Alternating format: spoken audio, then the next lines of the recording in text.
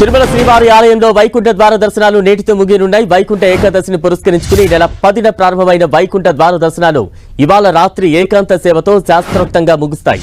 10 రోజుల పాటు ఉత్తర ద్వార దర్శన భాగ్యాన్ని కల్పిస్తూ 6,82,000 మంది భక్తులకు ఉచిత సర్వదర్శన టోకెన్లను టీటీడీ జారీ చేసింది. శుక్రవారం 61,142 మంది భక్తులు దర్శించుకోగా హుండీ కానుకలు 3,15,00,000 లభించాయి. శనివారం సాయంత్రానికి సర్వదర్శనం టోకెన్లు కలిగిన భక్తులతో వైకుంఠం క్యూ కాంప్లెక్స్ 2లోని కంపార్ట్మెంట్లన్నీ నిండిపోయి నారాయణగిరి షెడ్లలో భక్తులు వేచి ఉన్నారు.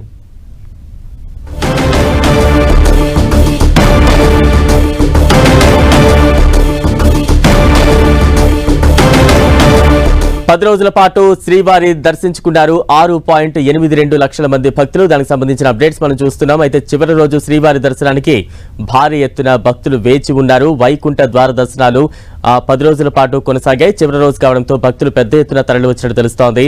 నేటితో ముగియనుంది వైకుంఠ ఏకాదశి దర్శనాలకు సంబంధించిన అప్డేట్స్ అయితే చూస్తూ ఉన్నాం.